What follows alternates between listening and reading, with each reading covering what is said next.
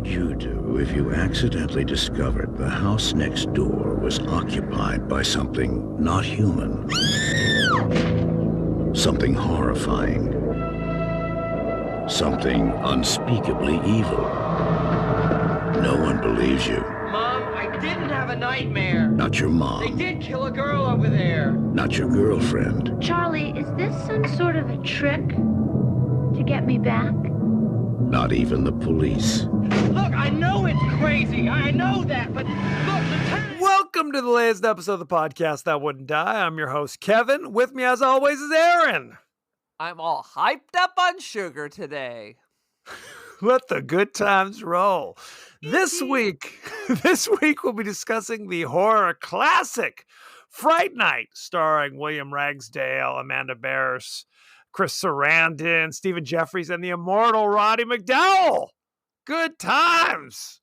Roddy McDowall, who's clearly using the Poe Peel hair in a can You noticed spray that too. to do the bad. You mean he wasn't naturally gray at that point? They literally had to spray that shit on? That's ridiculous. He was 57 when he made this movie, but he was basically in his real life, his hair is gray, but he used the Dark and Lovely or whatever, the deep dark.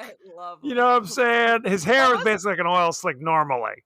What is the men's dye called? What is that called? There's dark and natural, and there's just for men. Those are the two. Just for men. Women, don't do it. It's pH balanced for men. So there you go. And as usual, I'm sure it was like $3 versus the women's hair color that was like $7. Right. The moral of the story is his hair should have been naturally white. But of course, they use the spray on like it's Halloween shop quality spray on white hair for some reason. Oh, totally. Men are insane. I remember when we lived in Long Beach, I used to love watching Good Day LA. And the male anchor, because they always had to have a male anchor, the serious person, to rein in the crazy women. And what was his name? Steve what? Steve Edwards. Steve Edwards. So Steve Edwards was clearly using some kind of, what do they call it, a toner or a rinse. So at one point he shows up, I swear his hair was magenta. I was like, or burgundy. It was Ron Burgundy. It was Ron Burgundy. It's how it all starts. Sweet Jesus. I'm like, this is LA. That ain't passing before anyone. Who let him in front of the camera with his burgundy hair? It's a sad situation. Give us your 30-second synopsis of Fright Night. Oh my God, this is literally another Kevin 1980s wet dream. This is absolutely. Like, it is all the freaks from the 80s that attempted to be on some kind of popular Fox TV show. And the ex-husband of Susan Sarandon and Dr. Seuss, who I think was in charge of the Academy of Motion Picture Arts and Science at one point. Cornelius, not Dr. Seuss. Get it right. Dr. Seuss, Dr. Seuss. Aw, Dr. Seuss. That's when the Simpsons were at their prime. Yeah, so it goes... People are not having sex on their bed. They're trying to have sex on the floor. I guess that's a buffer in case mom flings the door open. Because in my family, we're not allowed to have locks on our doors. In this family, we don't lock each other out. So that also means you also had no privacy. So I figured that's why they're trying to get busy on the floor when you have a perfectly good queen-size bed. Well, it's a single mom situation. She works nights, so it's total and Gomorrah. Lives in a mansion. A lot of single moms live in like mansions. Yes. We weren't even allowed to have queen size beds. That promoted, I don't know, room for others, I guess. Exactly. Comfort. You need to get them even more narrow. All right. Anyway, he's watching the Creepy Peepies, the Saturday night horror shows. This is back in the days, children, before you could just stream whatever the crap you wanted. You watched what was on TV because it was what was on. So on Saturdays, I feel like like a great grandmother. On Saturdays, like at 8 o'clock, they would have a horror movie, and you would have a local strange guest. Like we would get the feed from LA, and it would be Elvira. Up where I went to college up in Humboldt, it was the great Razuli, who I hear was quite the swinger. We're not sure what the Razuli was. He did wear a cape and a top hat, but I also think he was part of the swinging wife-swapping artist community. I see. And it wasn't like he was a vampire, and it wasn't like he didn't also wear that just like walking around town. It was the style being the 70s. Okay, what I'm talking about is the late 80s. Anyway, vampires move in next door. Like if you look out your window and your neighbors are bringing coffins into the basement, look out. Or, hey, tips to vampires, like throw a blanket over it. Yeah, not subtle. Not subtle. Not subtle. And painting out all the basement windows black. Not subtle. So anyway, of course, Chris Sarandon is the epitome. I think he's wearing almost like a cross between the Michael Jackson bad jacket and a members only jacket. Yes. Nothing better than like gray pleather. Anyway, vampires are careless. He figures it out. Marcy from Married with Children is the vampire's love, but then he acts like he doesn't really give a shit. Quite frankly, right. Chris Sarandon seemed like he was more into his like human Guillermo or whatever. Yes, that's a question. There's a big question. Anyway, they fight it. They get Rowdy McDowell, who's the creepy peepee host, who's actually believes in all of this stuff. And he didn't originally. He just had like props. Because what else is he going to do, I guess? He has his giant vampire killing case. And because that's what you want. You want like a really old man to come and fight Save Chris the day, Sarandon exactly. at his prime. Yes. Anyway, Marcy becomes a vampire. Herman's Head kills the vampire. He is Herman's Head, by the way. Yes, people don't even remember Herman's Head. It's a sad situation. I'm sure it lasted one season. Like I said, Fox TV shows. Yes. From the 80s. Early 90s. Early 90s. Anyway, they fight the vampires. Apparently, when you kill your vampire, then your girlfriend who died and came back as a vampire is cured. Just snaps right out of it. Snaps right back out of it, and they're getting busy again. And then the next creepy peepee thing is about aliens. And then now we see glowing lights next door. The end. Very good. Now, when did you even heard of this movie? Did you see this in the theater 100 years ago? I did not. I did. What year did this come out? 85? No. Absolutely not.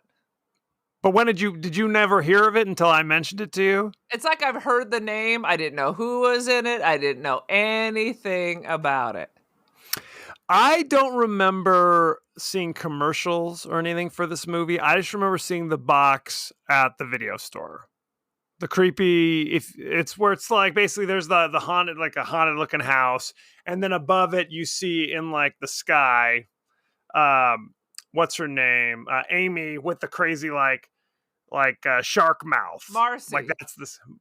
Well, she's Marcy on Married with Children. She's Amy in this movie, which is hilarious because she's supposed to be a high school kid in this movie, and then a year and a half later, yeah, she's 35 years old.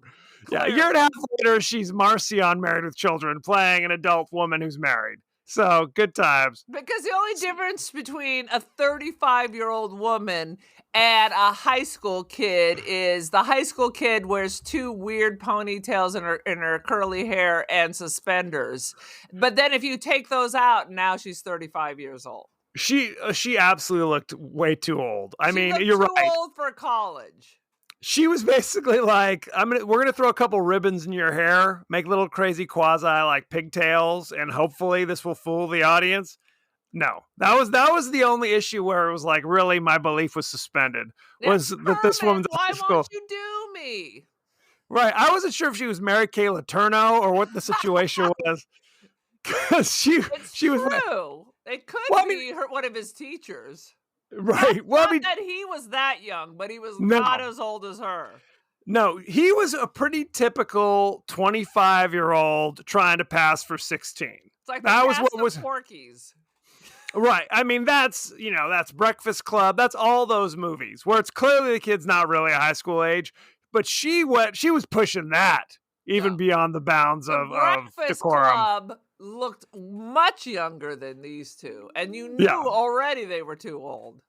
It's a sad situation. No, I saw that when I finally saw this movie, I was like, this is a perfect film. It's perfect in all aspects because it's got the perfect 80s goofiness. And it's a callback to those old Hammer films that I love with Peter Cushing and Christopher Lee. How dare you? If you were here, I would slap you. What blasphemy are you preaching? This is wrong. I speak the gospel. This is absolutely the true situation. Shall we jump right in? I thought we did. Quite frankly, this whole movie is a 50% lie just from jump. Because while it's true it does take place at night, there ain't no fright. Well, it's called Fright Night because that's the name of the, spooky show that Roddy McDowall hosts on Saturday nights or whatever. Yeah. The Elvira, type show is called Fright Night. That's the only reason why it's called that. And it's alliterative. It's rhyming. So there you go. It sounds catchy. Fright Night. You go. Thank you for defining alliterature. It's actually not alliterative. I realized that as I said it. It's a rhyme, not alliterative. So there you go. Oh, thank you, AP English teacher. I'm an English teacher. So no, but you're right. I mean, it's not scary. This is not a scary movie, but in my mind, it's a fun movie. It's fun. No, right. Not so much. There's no nudity. There's no violence. There is nudity. Oh, there is right. nudity. Basically, you're right. What am I thinking? What are you thinking? Chris Sarandon was filling up some boobies. I forgot about that. Yes, basically.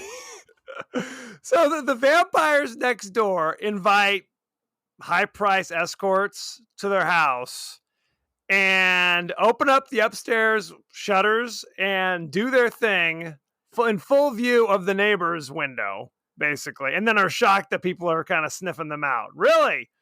Okay. Here's the Playmate of the Month, Chesty LaRue. Poking her boobs out. It's McGee. I'll tell you what, I would have noticed that as well. Okay, let me tell you. Sweet Jesus. So, I thought it would have been better if they pulled a Lost Boys where Chris Sarandon's chatting up Mom. Well, he did kind of a little bit. There's that one scene. Okay. So, I mean, she probably sniffed it out that it's clearly two gay men have moved in next door. Well, she says that. She's like, because she's a single mom, she's hot to trot, she's on the make, and she's like, ooh, we have our new he's very good looking, blah, blah, blah. But of course, he lives with his house painter. So with my luck, he's probably gay, is what she says. Mm-hmm. Now, later in the movie, I think she was right.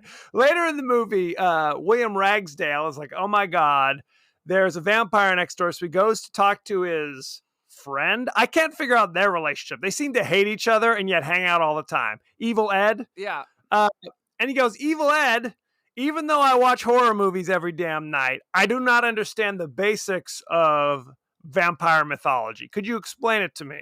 Holy water works? Which is stupid. I watch horror movies because apparently either this Fright Night TV show is on every single night, or we're only seeing every Saturday, and then nothing goes on for a week, and then the next Saturday, vampires are winking at him through the window, and then another Saturday goes by. Well, and that's Fright Night. Evidently, initially is just. It's hosted by former horror star Peter Vincent, Roddy McDowall, who's clearly like Peter Cushing from those old movies. All these shows, he wishes he had Peter Cushing's acting chops. Oh, I love Roddy McDowall. I didn't say I don't love him, but yeah, let's be fair as fair. Let's call it what it is. But evidently, all Peter Vincent shows are his old movies. Where he's like, and I'm starring in. I mean, how many movies did he make? I made 10,000 movies in my day. Every week I show another one. So, right. And they're all about, he's a vampire killer in all of these movies. So, really? You could ask a person on the street and they would tell you crosses, garlic, right? There's no mystery. You don't need the internet for this. Right, exactly. Someone asked me when I was 9 years old, I would have said, okay, this is what you got to do. I mean, exactly. The Evil Ed is really like the crazy brothers from the Lost Boys, the Coreys. The Frog Brothers. Yeah. Yes. Well, you're right. Now, what he does say, there's that scene where he does say, like, well, here's the thing. Vampires cannot come into your house unless they're invited. So he thinks like, oh, that's great. So then he rushes home. And of course, his horny mom is invited. Has invited a sexy 80s vampire from next door over to hang out. I got wine coolers. Come on by. I got cheese in a can. No question. Seagram's wine coolers, ready to rock. And he says, he's like, well, now that your mom has invited me, I plan to come over all the time. In fact, whenever I want. He's a little forward. And mom's like, sounds good. Yeah. Standing invitation. I'll be upstairs in my negligee, if you know what I mean, big boy. Sweet Jesus. We got to start from the beginning. Do we? Well, there's a scene. Go ahead. It is like a slice of life. It's like if you want to know what people were dressed like in the 70s, you watch Saturday Night Fever. This is like a sociological slice. If you want to see what people were dressing like in the 80s, you can watch the Fright Night. Well, it's so bizarre because half the time, William Ragsdale, whose name I can't remember, his character's name, he is wearing like a tweed jacket with like patches over the elbows. It's like, are you a substitute teacher? What is happening? Why are you dressed aren't you a high school kid? I mean, while that was a thing like with Laura Ashley, it was for adult men. High schoolers were not wearing tweed or patches on their elbows. So bizarre. It's like, what is happening? They were dressed like Valley Girl. You got to have like day glow colors, shoulder pads. Yep. A lot of zippers and snaps. Exactly. Parachute pants. You had to do all that good stuff. I remember I was 10 and I got some parachute pants to wear, and it was quite fancy. Let me tell you. I got caught up in the Jersey Shore workout pants for a while. I think I had a couple of pairs of those. Right. What is it? Gym Tan Laundry? Is that the Jersey Shore mantra? Oh. You gotta handle all your biz. Oh my God. Oh, sweet Jesus. So at the beginning of the movie, like he's ostensibly watching Fright Night on TV while trying to commit date rape on his girlfriend on the floor as she's literally fighting him off. And he gets so pissed. Amy, we've been dating for 2 weeks now, and you won't let me go all the way? That's classic. What kind of deal is this? That is Grease. That is every one of these movies. You fucking bitch, you baby. Give it up. Or get the fuck out of here. Okay, if it's really important, I'll give you my chastity. Well, and she does. He says, all you've said for the last couple of weeks is not now, Charlie. There he is, Charlie Brewster. There's his name. Not now, Charlie. Jeez, how much more do I have to put up with? And then she's like, fine, let's get into bed. And she's like getting undressed. And that's when he notices the guy is delivering the coffin next door. And he's promptly like, now I'm not interested in knocking the boots with you. Yeah. I'm much more interested in the neighbors next door. I'm much more interested in hot Chris Sarandon because now I've got deep feelings that are awakening. My forbidden passions. Exactly. There we go. So, and then for the next like 45 minutes of the movie, it's Amy getting pissed off at Charlie whenever she sees him. Like she thinks they're like reconciling, and then he like forgets her for a second, like, oh, let me talk to Evil Ed, and she would flip the frick out and smash him in the face with a hamburger. It's like, what is that? We're getting back together. Did you hear about the murders? What about that, Ed? Oh, Amy, why are you hitting me? I can't talk to anybody. It's literally, I'm completely tuned out all your jibber jabber. I have no interest in you. Are you dead or alive? I don't know. And we have to talk about Evil Ed. Because again, are they friends? I have no idea. Like literally, Charlie later, like I said, tries to go get like information about vampire lore from Evil Ed. And Ed's like, why should I help you? Why should I take 5 seconds to talk about a topic that I'm very interested in? I have $8. Okay. For $8, I will spill the beans on easily accessible vampire information. Right. Are they friends? Who the hell knows? I don't know, because boys are weird with each other. They call each other terrible names and say terrible things to each other. Like girls would be like crying and be like, "F you, you're not my friend." Right. Well, guys are weird. Guys are sick. But it's like his name's just Ed. We are sick. His name is Ed, but when Charlie would get pissed at him, he'd just call him Evil. Evil. What? There's no explanation. Why is he evil? Doesn't rhyme. Is that an alliteration? Evil Ed? Evil. Kind of. Not really. I'm sure Who's to say? it's like he's some kind of metalhead Judas Priest listening to character. A little maiden. a little maiden. I didn't even talk about this. When they're fighting at the beginning of the movie about, like, he's chasing her down the stairs because she was now ready to rock and he was ignoring her as he does. They were running down the stairs shouting at each other about having sex. Right. Mom's sitting on the recliner go, "Oh, is everything okay, guys?" She's a very permissible mom. "Oh, you lovebirds." Another lovers, they're yearly screaming at each other about sex. When are we going to have sex? I'm tired of this.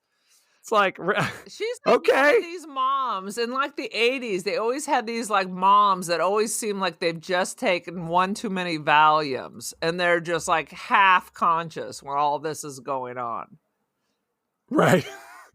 They're not exactly obstacles. No. Because at different times in the movie, Chris Sarandon, who plays Jerry Dandridge, like the names are coming to me slowly. He plays Jerry, the vampire next door, and he goes and sneaks into Charlie's house to murder him. And he says something along the lines of, "You better keep it down, Charlie, because if your mom hears, I'll just have to kill her too." And then 5 minutes later, the mom's like, "Charlie, is everything okay?" And Jerry's like, "Oh my God, I have to escape." It's like, really? You were just threatening to murder her a second ago. Now you're going to sneak out the window? Oh, I can't let mom find me up in here. What would she think? Well, I have notes about the same thing. 1 minute, he's trying to push him out the window, but it's only with one hand and it's slow. Like, why don't we just get two hands and give him a quick push? What is this slow moving him backwards, but only with one hand? And then, mom comes and he's like, "Oh my God. I gotta get out of here." Because what? What's she gonna do? Why don't you just take your witch fingernail and just cut both their throats and say F it? And be done with it. Exactly. Well, and that's the thing about this movie. Multiple times, Jerry Dandridge tells Charlie, "I don't want to kill you, Charlie. Just forget about me and I'll forget about you." And Charlie's like, "No. I know you're pushing me out the window, but I'm a man of principle. Not going to do it." That's right. Really? I'm like, okay, cool. And why doesn't he want to kill him? He's a nice person. I mean, honestly, it's probably, you don't shit where you eat. I understand that. But quite frankly, the vampires next door are really sloppy with the disposing bodies. Well, literally, Charlie susses out that they're vampires the first day they move in. Well, yeah, when you're drinking blood and like masturbating in front of an open window 3 feet from a high school kid who's clearly just staring at you and you're staring back at them. That's the tip. I have to talk about that. Yeah, the Chesty LaRue literally looks right at the camera. Like it was a cry for help. It's like, typically you don't want to look right at the camera, Sally. Good Lord. Sweet Jesus. But you're right. It's like, hey, if you're dragging coffins down into the basement, throw a tarp over it and no one's the wiser.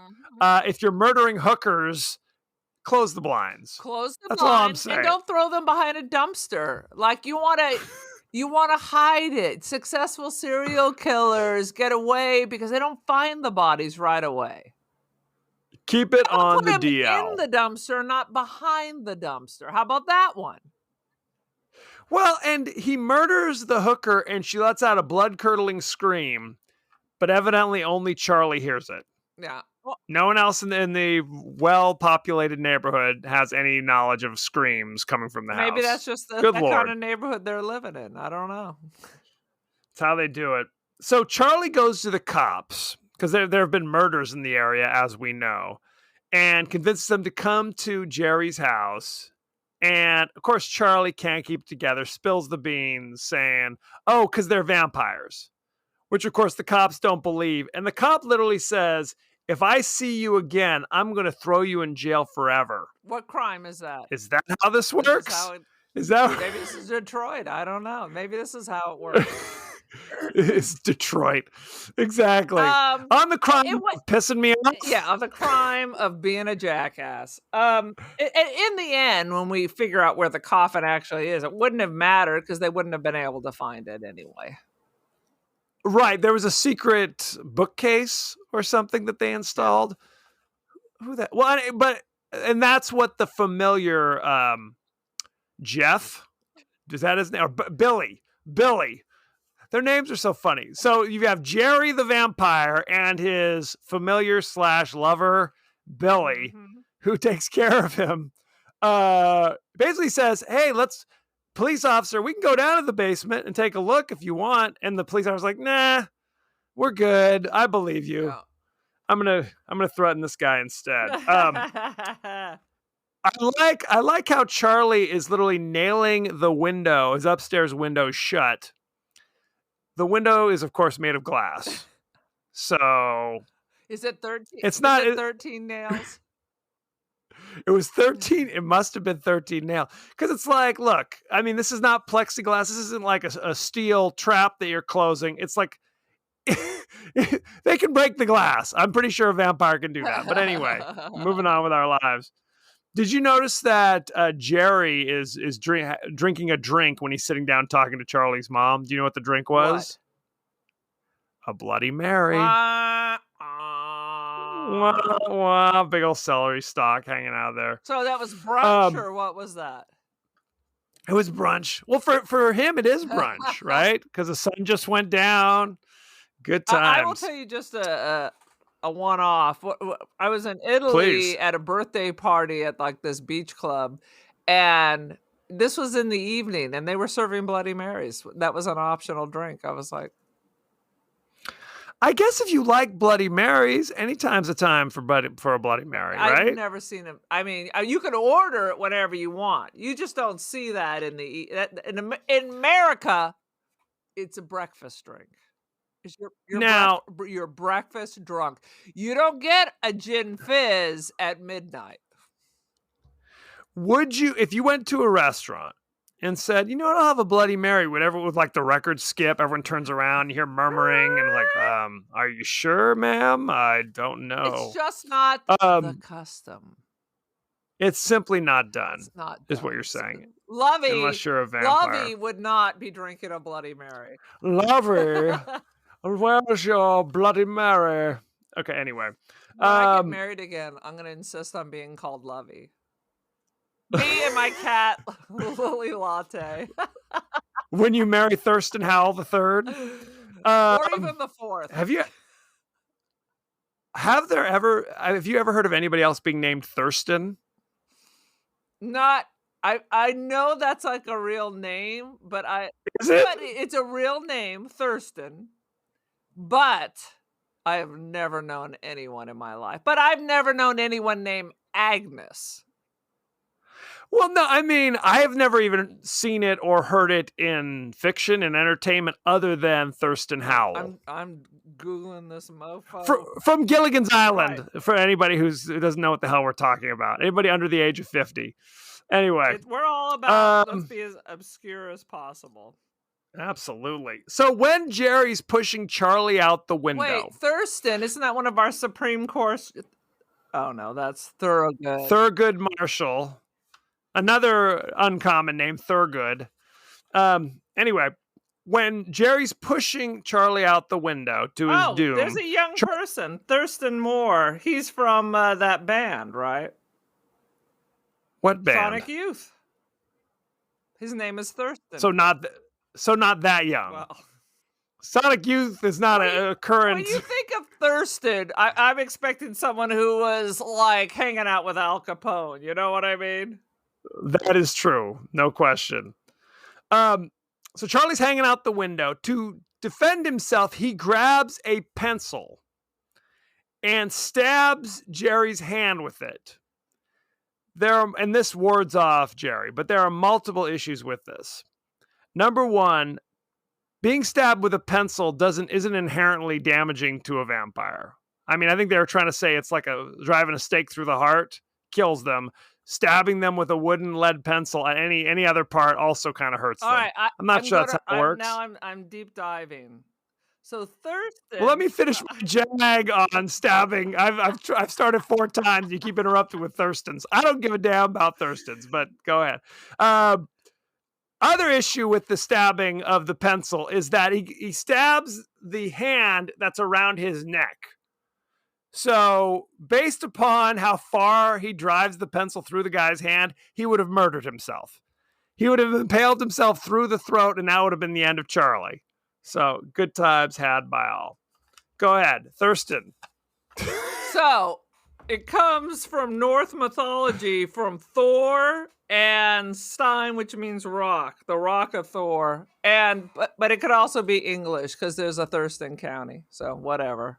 It's important that we know. The more you know. And that was it? That's what you wanted to tell us about the name Thurston. I wasn't listening to anything you were saying. I was already off on a Good. toot. Yeah, I was dropping pearls. But anyway.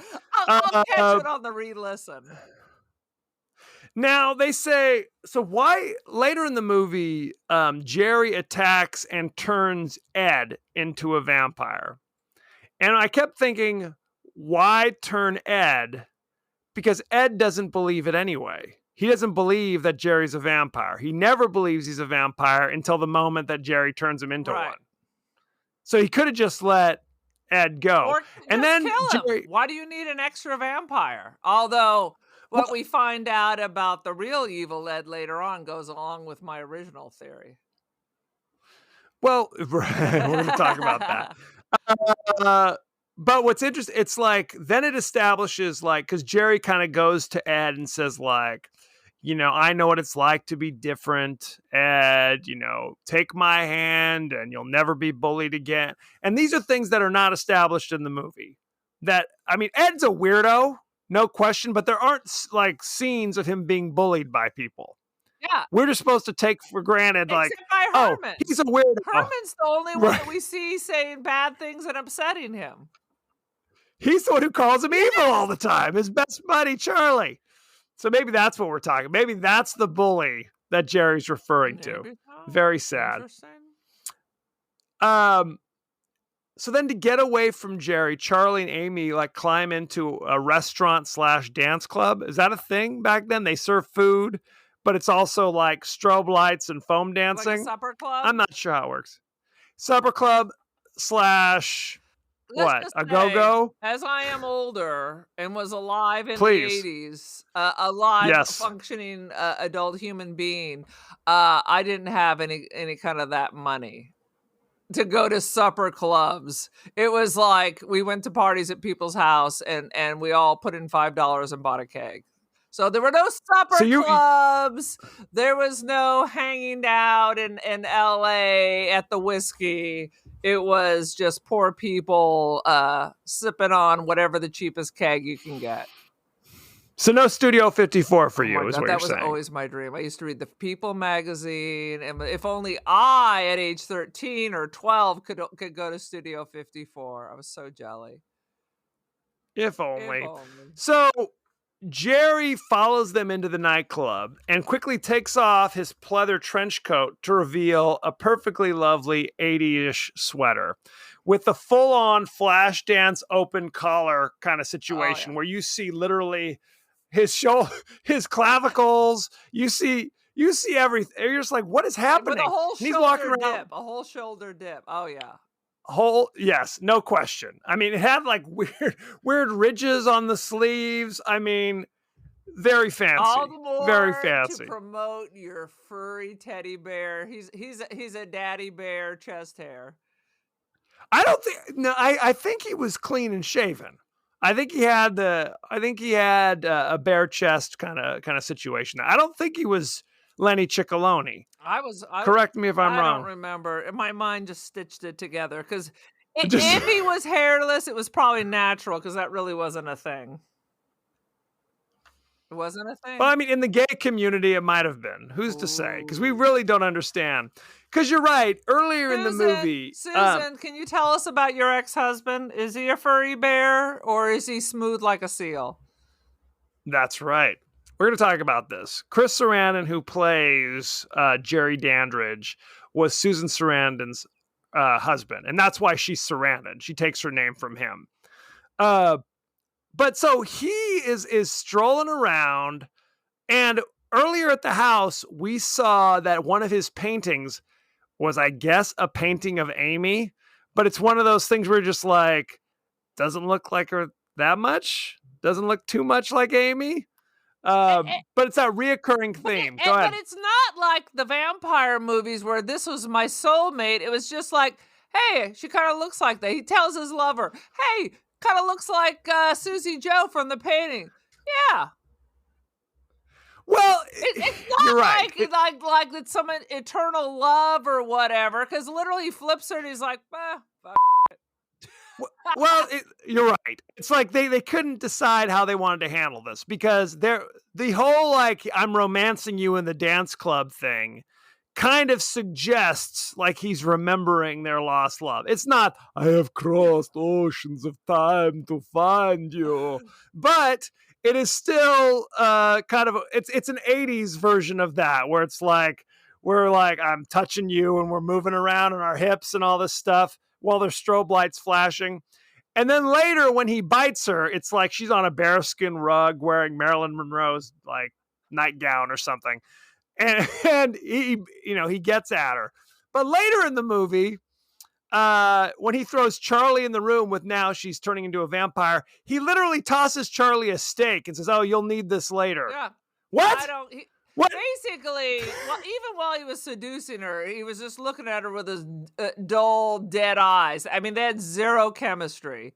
Because Right. I think what we have is a lesbian and a gay man that are trying to act like they're getting busy. But this is sad but true. And their acting chops cannot get over that. No, it's uncanny valley. They can't get past it.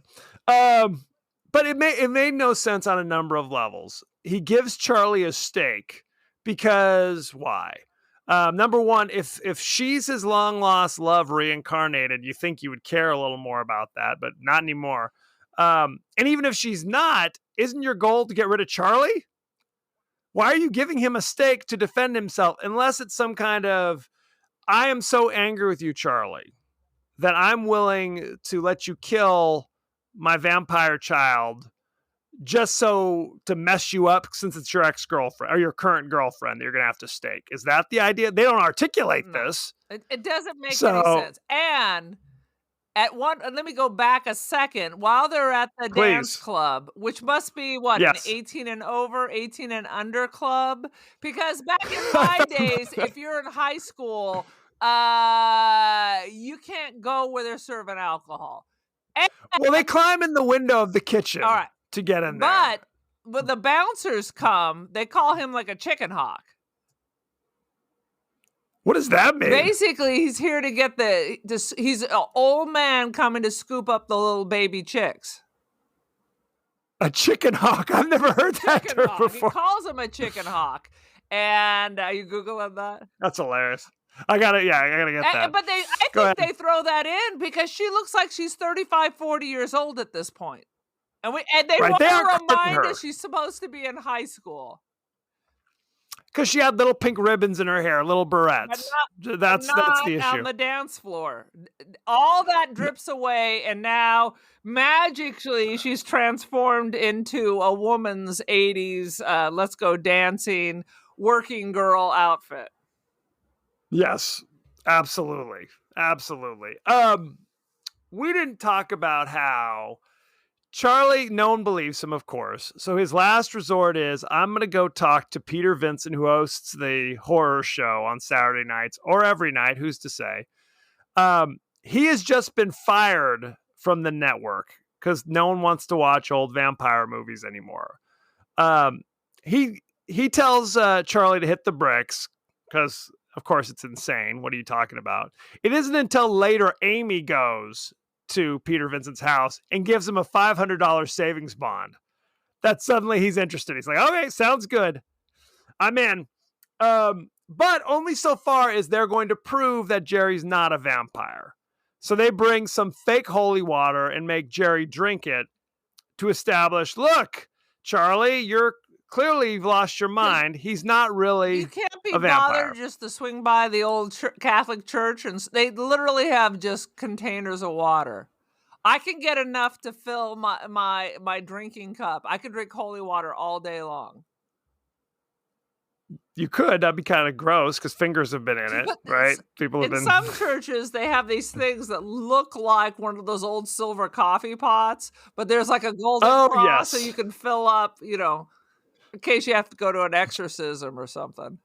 Just in case vampires attack the city. If you only drink holy water, like if I bring my thermos and just like fill it up and I drink it all day long, does that make me more holy? Like if all my cells, like the only liquids I get are holy water, and so all my cells are now blessed, does that give me any kind of special powers? I think it makes you a freak. I don't know if it gives you any other powers beyond the madness. I'll ask Mom at Thanksgiving. Yeah, I'm sure she'll have some opinions on that. Sweet Jesus. So Peter Vincent, as he's leaving, he accidentally he gets out his compact for some reason. It's a cigarette case. It's a cigarette. There you go. Women. Cigarette case. Right. He drops it, and then he notices that Jerry doesn't cast a reflection, and then drops his cigarette case. So now Jerry kind of knows. But I can't understand. Was Jerry going to kill Charlie anyway? Was it just kind of like, I'm going to invite them all over to prove to the friends and family, hey, I'm not a vampire, and then I'll kill Charlie? Or is he going to let Charlie go? I don't think he's going to let Charlie go at this point. They're the What are your wimpiest thoughts? Vampires. I'm just going to put that out there. The wimpiest vampires. Kill him! Kill him, kill him, kill him, Daddy. He could. There's no question they could have killed all four of them right then and there and just been done with There's it. too much dicking around in this movie. There's definitely a lot of opportunities for Jerry to kill Charlie that he does not take. He kidnaps Amy from the dance floor with his moves. Let's be honest. And Charlie's like, you can't kill me in front of all these people. And Jerry goes, well, I don't want to kill you. I want you to go get Peter Vincent and bring him to my house. And then ostensibly I'll kill you all day. We're swinging, baby. Or we'll swing. We'll see. It's a dice. It's a dice roll either way. Put Who's on to say? Some sweet 80s love songs, and we're gonna get busy. We're gonna drink some Long Island iced teas and maybe some Zimas, and it's on. Yeah, we turn on a little Luther Vandross and let the good times. Just the two of us, or just the five of us. We can make it if we try. That's it. Just the five of us. Oh, sweet Jesus. So now Charlie's convinced Peter, okay, we are going to go try to rescue Amy. Ed popped up at Peter's house and tried to murder him unsuccessfully. If you cannot murder old, crispy Peter Vincent, give it up. You got to turn in your vampire card because that's, I mean, let's be honest. Roddy McDowell on his best day in, a vital, strong life, he would have been 95 pounds soaking wet. He was vital. Let's be honest. He was vital at any point in his life. Oh, Roddy, if you're listening, I'm a fan. Roddy, if you're listening, you must be 110 years old. He's dead now, but if he's listening from beyond the grave, we're big fans. Um, okay, so they tried to use the cross on Jerry, but because Roddy McDowall doesn't really have the faith, it doesn't work. And at that point, literally, Roddy runs out of the house and leaves Charlie behind. Some hero. He runs next door to Charlie's house to get help, runs upstairs to try to wake up Charlie's mom. And there's Evil Ed wearing Raggedy Ann's wig. What in the hell? Who was that fooling? That was his mom. That was so stupid. And where did he get the Raggedy Ann wig? Is that for Mom's dungeon play? What is that? It's for Mom's dungeon play. That's exactly right. It's all Raggedy Ann cosplay in her bedroom, evidently. 50 Shades of Raggedy Ann. Oh, sweet Jesus. This time, Roddy McDowall does kill Evil Ed because Evil Ed jumps on the stake that Roddy was holding. So that's convenient. Thanks for that. The only good part of this is I always liked on the vampire movies where they put the cross on the forehead and it like sticks. Yes. And then they pull it back and it's like sauce dripping off of it. Yes. Right. That was a good move. To be in every vampire movie. That's my favorite part. They're just walking around with like this burnt cross right in their head. Yeah. It's beautiful. It's beautiful. Later in the movie, Jerry's tossed Charlie into the room, like we said, with Amy, who's now vamping out, and with a stake. Roddy McDowall runs up the stairs, and the door's locked. And Peter Vincent's like, "Oh, step away from the door, Charlie. I'll break it down." Really? You're breaking down the door?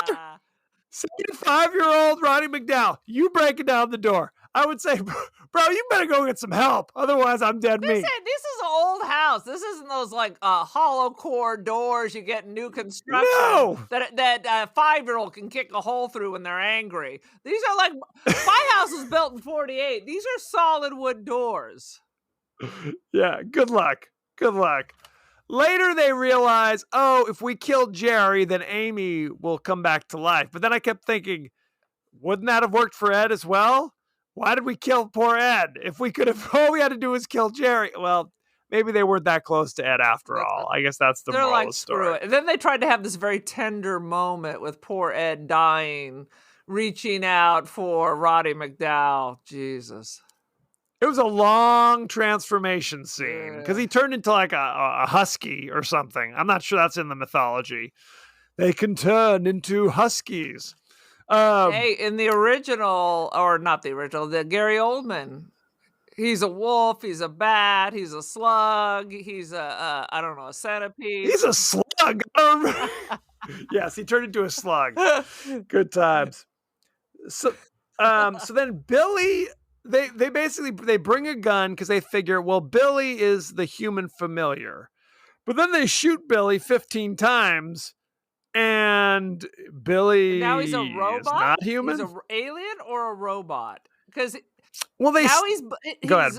Antifreeze is pouring out of him, or Mountain Dew. We don't know. And then his face melts. Is he the Terminator? Well, they shoot him 6 times, including in the head. And they finally stab him in the heart with the stake, and he turns into a combination of slime and sand for some reason, with no other explanation. And then it was literally like somebody threw a bucket of bones down the stairs. Oh. They're like, oh, that's the end of Billy. You know what it is? Very sad. It's one of those Japanese sex robots, like the early model. It's very distributing. It always takes a dark turn with you, Aaron. Suddenly it's the sex dungeon. Men are always trying to replace women. So they can have like a sex object that they can brush their hair, have sex, and spend no money and have no responsibilities. They just turn them on when they're done playing Call of Duty 900. Yep, pretty much. I ain't gonna lie. I like that when Amy becomes the vampire, her hair suddenly is long and golden. It's like, what is this part of the vampire mythology? I thought it looked better. Like she always had her hair super short as an actress going forward. I thought it looked pretty good with long and blonde. Not too shabby. I mean, it was I think that that's it. 80s, like I bleached my black hair blonde brass, but it still looked pretty good. Right. No question. Anywho, any last observations you want to share, or shall we talk about behind the scenes? Yeah, I think we covered everything. We covered all the bases. Mhm. I only wrote 7 things. That's a travesty. That is a damn travesty.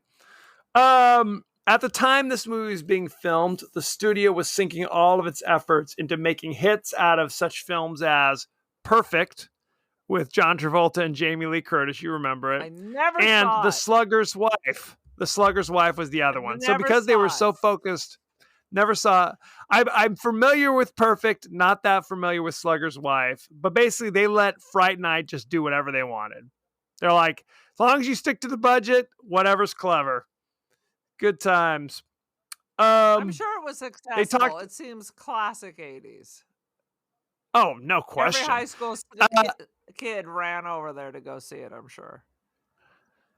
The character of Peter Vincent, like we said, was basically based on Peter Cushing from those Hammer movies and Vincent Price. And in fact, Vincent Price was their original choice to play Peter Vincent. But he was just way too old and was trying to steer. He was in Edward Scissorhands. No, but this is kind of an active role. Oh. I mean, he's like rolling around on the floor with Evil Ed. They could have written it to, fit him. Where he just stands there. Shut your mouth, boy. He walks in with a cane and just like, oh, don't touch me. Good times. It was Chris Sarandon's idea to have Jerry constantly eating fruit because in his mind, his character is part fruit bat. I don't know what that means. If there's some deeper meaning, part fruit bat. I mean, Good only Lord. if it was nasty, like in The Witches of Eastwick, when you got Jack Nicholson, he's always eating some weird exotic fruit that's like dripping down his chin. Maybe if he did something like that, but he's part fruit bat. What the hell? Part fruit bat. That's how he does. In all my vampire knowledge, I don't drink wine. They don't eat human food or drink human drinks. Well, this one does. I mean, I think it was so that they could have him bite the apple, and it's literally like a crescent shape. Like he's literally taking a huge bite right through the core, so that then later he can throw the core at somebody. Yeah, I mean, I did see that in the apple, but I thought it was weird that you would just continue to. I didn't see it as one giant bite. I saw it. No. I thought it was weird that they would eat it through the core, but I didn't get any of that. So stupid. No. There's that scene where Charlie's like climbing through the bushes and staring at Jerry and Billy putting old trash bags in the back of the Jeep Cherokee. And the mom comes out, Charlie! And when they pan out, when they pan out, Charlie's literally laying on the lawn 5 feet away from them in full view. It's like, bro, come on. Good Lord. Wah, wah. This was the most financially successful horror film of the 1985 summer season. I believe it. Well, what else came out in horror genre at that time? Well, it was the second highest grossing horror film of 1985 behind Nightmare on Elm Street 2, Freddy's Revenge. Yeah. All right. Well, that makes sense that Nightmare is ahead of this. Maybe those are the only 2 movies released. They might have been. And frankly, I've said it before. Nightmare on Elm Street 2, not a good movie. So there you go. Good Lord. One of the life masks Roddy McDowell taken for the Planet of the Apes franchise is visible in Peter Vincent's apartment. Oh, how funny. So maybe this was just Roddy McDowell's apartment. Who's to say? Much of the film's $9.5 million budget was spent on special effects. And this was the first vampire film to spend $1 million on special effects. So there you go. Oh my God. It all went into the stupid bat. The nightclub set was the same set used from Brian De Palma's Body Double the previous year, where they do the Frankie Goes to Hollywood sequence. We'll talk about that when we do Body Double. Relax, don't do it. Good time. Don't do it. Let's see. Anything else? Roddy McDowell videotaped behind the scenes stuff extensively during the movie, but no one knows what happened to those videos. They're buried away in Roddy McDowell's vault. Who could say what it all means? Charlie Sheen auditioned for the role of Charlie Brewster, and he was not chosen because they said Charlie is obviously a hero. Like the Charlie Sheen, when you cast him, he's tall, he's strapping, he's good looking. They wanted somebody who looked like just kind of a more typical boy next door kind of thing. I say that sounds like a better choice. But everybody loves Crazy Ragsdale. He's still working right now. He's the king of... Let's not get carried away. I Googled it. He's the king of TV. He's another one of these who's been on every episode of any Law and Order type production or anything having to do with like The Shield, the Blooders, whatever, any of that bullshit. Yeah, the Blood Brothers, that famous successful show on the CBS network. No, I saw him a couple years ago. He was on Justified with Timothy Oliphant. And I think that was the first time I'd seen him in 25 years. Because you're right. I remember he was in this movie. He was in the sequel that came out like a year or two later. And he was on the Fox sitcom Herman's Head, which we've mentioned many times. Herman's Head was basically the guy works in an office with Hank Azaria. And we're constantly being confronted by the 4 different parts of his personality that are personified by these other actors, essentially talking to each other and arguing about things. And that's how Herman makes the decisions he makes. What kind of psychopath came up with this? Good old Fox. It's madness. Good old Fox. The crazy shark mouth that you see Amy have later in the movie. They wanted something for the big finale and they didn't have any money left. So they asked the special effects guy to kind of jury rig something like hastily over the weekend that they could use. And the guy was hesitant because he's like, it's going to look like crap. I will do it if you promise that it will only be shown briefly in a few scenes and we won't get any big long stares at it. And they're like, absolutely. The final cut, that crazy greasy shark mouth is everywhere. In fact, it's on the poster and it's on the DVD box. Right, because you should have used that all along. Who the hell? You write a whole movie and then the last weekend you think about what the ending should be? Yeah, good times. Sweet Jesus. We have to talk about Evil Ed's acting style. First, let's talk about his acting style, then we'll talk about his acting choices after this. His acting style is ridiculously ridiculous. I mean, it's one of those things where you're like, I have no idea what emotion you're trying to be conveying. It's so ridiculous and over the top. It's madness. But he the is hilarious same character though. in all these things. He's funny. He's wacky. He's hyperactive. He's yelling and screaming. I mean, he's funny. He's funny. Now, after these movies, because he was in quite a few things in the 80s. He was in Fraternity Vacation, which was filmed in Palm Springs, our hometown. He was in this movie. He was in a movie called 976 Evil, directed by Robert Englund. By the 90s, the film roles were starting to dry up a little bit. And we all got to pay bills. And about that time, he started to do gay porn. And he is a leprechaun. I looked him up. He's only like 5'5". I don't even know what you call that. I mean, I know what a bear is. What do you call like a tiny little fella? Like a twink? I thought twinks had to be like fashionable and good looking. Oh, maybe. Who's to say? He's an ugly twink. Oh, if you're listening, no offense. No, but I've seen gay porn. These guys are always super good looking and smooth as heels.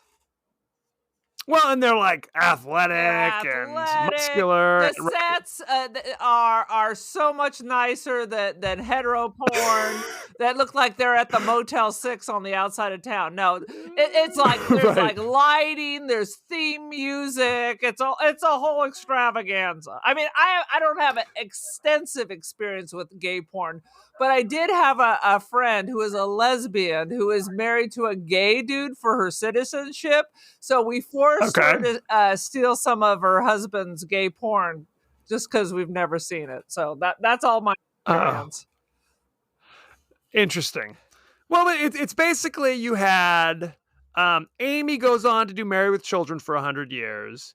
William Ragsdale does the sequel. For some reason they didn't bring Evil Ed back, because even though Evil Ed is killed, the final stinger of the movie is his red eyes looking from across the next door window saying, "You're so cool, Charlie Brewster," or something along those lines, suggesting that he's I alive. thought that was an alien. Not back. It was not an alien.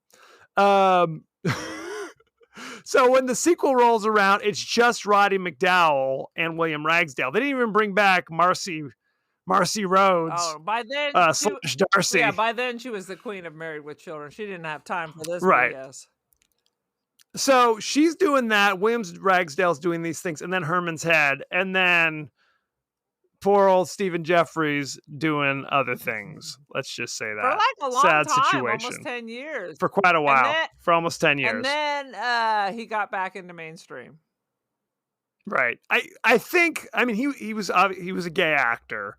But it's one of those things where it's just like, that's a hard transition. Don't you think you just be like, I'm just going to work at Nordstrom's? I don't think I would go right to gay porn. I want to read that book. But who's Let's to say? Read that book. Has he written a memoir? I'm always curious. He didn't dip a toe. He was in there for like 9 years in the industry, and then came back out. So I want to read that book. I'll ask him. I'm sure he's on Twitter. So check him out. I will put it out there, and then I will recommend it for my book club. Let's talk about the cast, shall we? We just did. We did not. Chris Sarandon, you know him. He played Jerry Dandridge, the vampire next door. He was the voice of Jack Skellington in Nightmare Before Christmas. Not the singing voice. Right. The speaking voice. He was in, what the heck? He was Count Dracula in Teenage Mutant Ninja Turtles. What the hell? Orange is the New Black. There you go. He was also Orange is the New Black. Kip Carnigan. He's still good looking. Does that mean anything to you? No.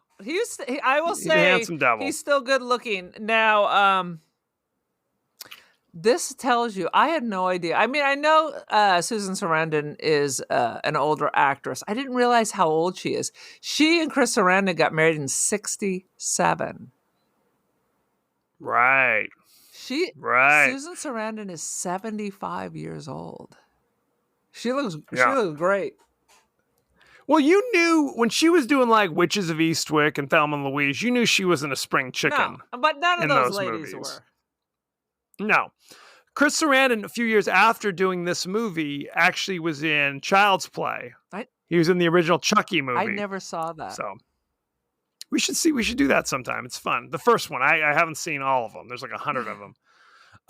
William Ragsdale played Charlie Brewster. We said Fright Night, Herman's Head, Justified, something called Search Party, if you're interested in that. It came out in 2016. Amanda Bears, I'm sure I'm messing up her name. Bears, it's like bear with an S and an E at the end. She was in Fright Night, Married with Children, something called Nikki. No. Not familiar with it. Nicki Minaj? Nicki Minaj. I guess it's a spinoff? Or is it the Nikki from the Prince song? Darling Nikki?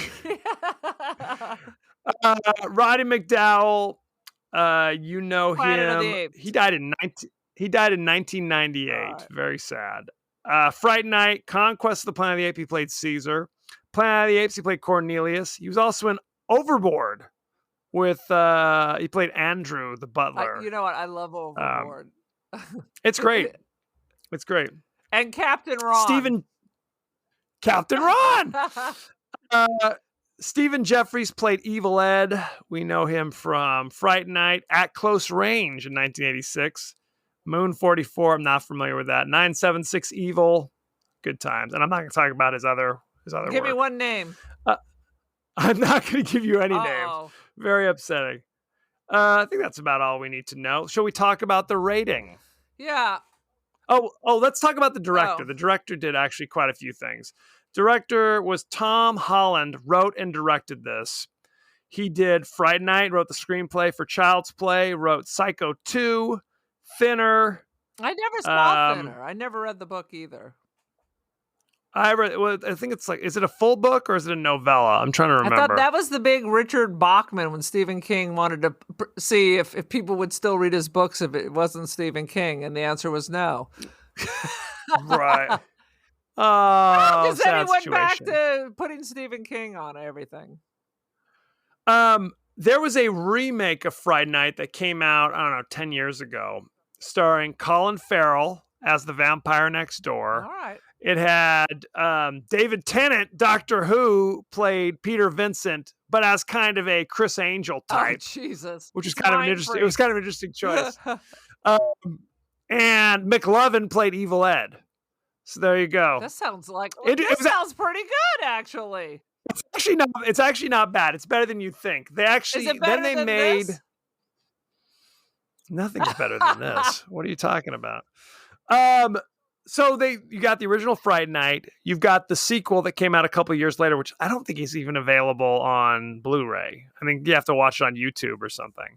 Then 30 years later, whenever it was, they did the remake with Colin Farrell. Then they made an unrelated sequel to that movie. And they're saying Tom Holland is going to do a new sequel of the original movie and bring back like as many of the original cast as they can. Obviously, they can't bring back Roddy McDowall, but everybody else is more or less available. Maybe they could have a Cornelius mask somewhere in the back. Please, right? Let's talk about the rating. Fright Night currently has 92% fresh on Rotten Tomatoes. Only because it's a bunch of your friends voting for that. That makes no sense. Those are the That critics. makes no sense. That's the critics. It makes perfect sense to me. Let's see if we got any top critics, what their thoughts and feelings are. What did Roger Ebert say about this nonsense? Roger Ebert gave it 3 out of 4. Fright Night is not a distinguished movie, but it has a lot of fun being undistinguished. It's a crappy movie, and it enjoys being crappy. I think that's what he's trying to say. Janet Maslin, New York Times, says, its tone is never exactly comedic, and its horrific touches are more disgusting than scary. She's not a fan. Not a fan. So there you go. And what's interesting is that the audience score is only 76. But does the audience, I mean, do they lock the reviews like the year it came out? Or do people continue to review it? Whenever somebody reviews it, you can add it to the list. So I think that's what's happening. So the critic reviews are locked from 19 whatever, and everybody else who are like, oh, I gotta go watch that movie that came out when I saw it when I was 13. It was the greatest. Here, you guys sit down and watch it. Until then they give it a C. Perhaps. There's 38 reviews by critics and over 25,000 reviews from the audience. Mm-hmm. So take it for what it's worth. What is your rating? I'm very indifferent about this movie. I don't love it. I don't hate it. It's allowed to exist. I don't think like copies of it should be burned. But I'm completely indifferent. I could never. I am completely indifferent. So it does have a right to exist in this metaverse or whatever we say. I feel like I rate every movie 3 points. 3 out of every right. movie. I want you to create a spreadsheet of all my reviews. I suspect that there's going to be this spike that goes to the universe and touches, I don't know, Jesus at right about 3. But Yeah, let me get right on that. I am going to give it 3 pleather 80s jackets out of 5. Fascinating. I'm going to give it 4.5 Oh, Jesus. out of 5 sensitive 80s sweaters. Dude, I am calling 911 because I need someone to do a safety check because Do a safety. did you prepare your own breakfast or did your wife prepare it for you? And have you recently pissed her off? Because I feel like brain cells are popping and I can hear them. I don't know what's happening. She was talking to me and I was distracted, so she hit me in the face with a hamburger. So it's hard to say what's happening at that Was point. your pork sausage undercooked? Because I think the trichinosis has crawled its way into your brain. It ain't Shakespeare.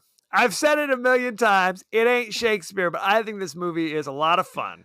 I think it's a lot of fun. Okay. Not exactly scary. And honestly, I think it calls itself a horror comedy. So I think it's meant to be kind of funny. Right. It's not, you're not rolling on the floor laughing. It's fun. It's inoffensive. There's a couple boobs. If that's what you're looking for, we got you covered. Okay. There may be some inappropriate relationships. Who's to say? I'm not one to judge.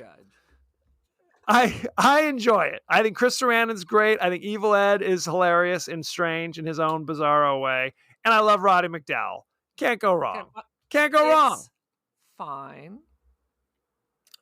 The devil you say. The devil you say. Look, are there better films than this? Yes. But this is one of my favorite 80s horror films. All right. I guess you can have that. That's all I'm saying. Okay. So thank you very much. Go to our page on Twitter at TPodcastTWDie to see us. We're also on Facebook at The Podcast That Wouldn't Die. Aaron, we're on the Insta. We're on the Insta. We are The Podcast That Wouldn't Die.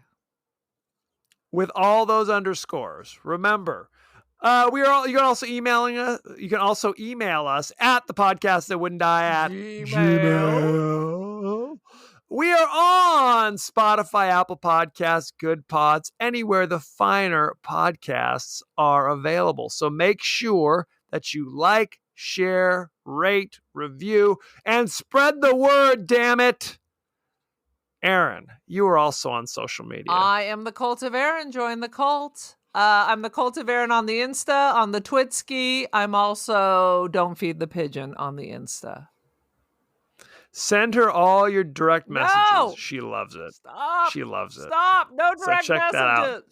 All direct messages should be directed towards Mr. Kevin.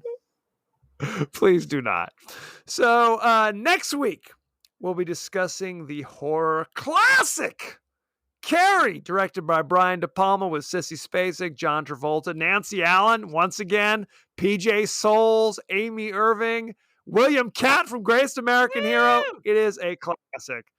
So check that out. It's on Fubo, if you happen to have that, which I do not. Movie. It's a perfect slice of lies, horrific girl bullying. You only hear about boys bullying boys and bringing guns to school. Here's a little slice of life.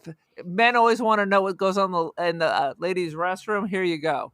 This is classic 70s, junior high, high school, girls feeding off each other. So check it out. Let us know what you think. Good time. So thank you very much and be well. Later, skaters.